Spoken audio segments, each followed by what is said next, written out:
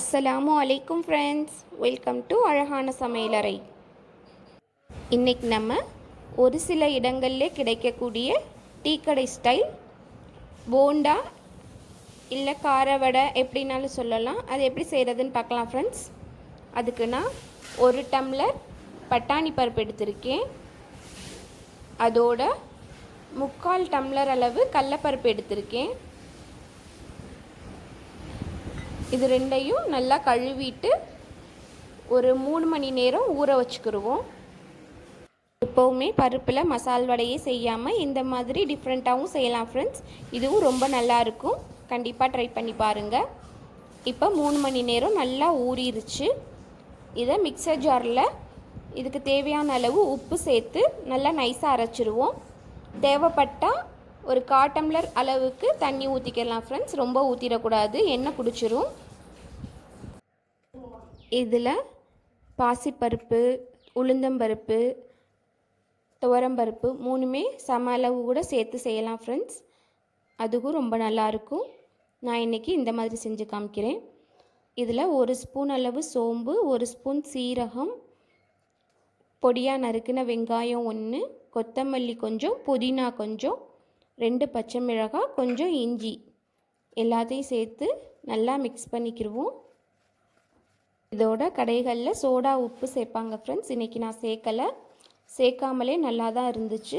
வேணும்னா ஒரு 2 பிஞ்ச் அளவு நீங்கள் சேர்த்துக்கங்க. காரத்துக்கு தேவையான அளவு பச்சை மிளகாய் சேர்த்துக்கங்க ஃப்ரெண்ட்ஸ். இன்றைக்கி நான் 2 தான் சேர்த்துருக்கேன். இதுக்கு மிளகாய் தூள்லாம் சேர்க்கக்கூடாதுங்கிறதுனால பச்சை மிளகாய் மட்டும்தான் காரத்துக்கு. எந்தளவு தேவையோ அந்தளவு சேர்த்துக்கங்க. சேர்த்து நல்லா மிக்ஸ் பண்ணதுக்கப்புறம் இந்த மாதிரி உருண்டைகளாக உருட்டி வச்சுக்கிடுவோம். இப்போ ஆயிலை ஹீட் பண்ணிக்கிடுவோம். ரொம்ப ஹீட் பண்ணக்கூடாது ஃப்ரெண்ட்ஸ். ஒரு 70% அளவு ஹீட் ஆனால் போதும். ஆயில் கரெக்டான ஹீட்டில் இருக்கான்னு கொஞ்சமாக அந்த பேட்டர்லேருந்து எடுத்து போட்டு பார்த்துக்குவோம். இப்போ இந்த மாதிரி பொரிஞ்சு மேலே வருது பாருங்கள், இது கரெக்டான ஹீட்டு. இப்போ நம்ம உருண்டைகளை ஆயிலில் சேர்த்துக்கிடுவோம். ஃப்ரெண்ட்ஸ், இது போல் இன்னும் நிறைய ரெசிபிகளுக்கு நம்ம சேனல் அழகான சமையலறையை சப்ஸ்கிரைப் பண்ணி கூடவே பெல் பட்டனையும் கிளிக் பண்ணிக்கோங்க ஃப்ரெண்ட்ஸ்.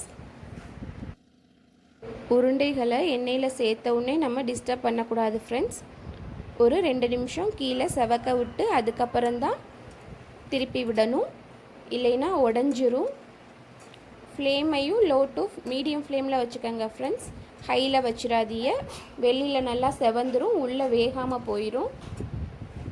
இப்போ நல்லா கோல்டன் கலரில் வெந்ததுக்கப்புறம் நம்ம வெளியில் எடுத்துடலாம்.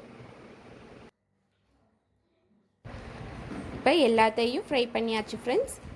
உங்களுக்கு கொஞ்சம் கிறிஸ்பியாக வேணும்னா நல்ல கோல்டன் ப்ரௌனில் எடுத்துக்கோங்க, இல்லைன்னா கொஞ்சம் செவந்ததுமே எடுத்துருங்க ஃப்ரெண்ட்ஸ். ரெண்டுமே நல்லா தான் இருந்துச்சு. இப்போ நம்மளோட போண்டா டீக்கடை ஸ்டைலில் வீட்டிலே ரெடி பண்ணியாச்சு ஃப்ரெண்ட்ஸ். பாருங்கள், உள்ளே எப்படி சாஃப்டாக இருக்குன்னு, வெளியில் நல்லா கிறிஸ்பியாக இருக்குது ஃப்ரெண்ட்ஸ். கண்டிப்பாக இதை இஃப்தாருக்கு ட்ரை பண்ணி பாருங்கள். ஓகே ஃப்ரெண்ட்ஸ், இந்த வீடியோ உங்களுக்கு பிடிச்சிருந்தா லைக் பண்ணுங்கள், ஷேர் பண்ணுங்கள், மறக்காமல் சப்ஸ்கிரைப் பண்ணுங்கள். தேங்க்யூ.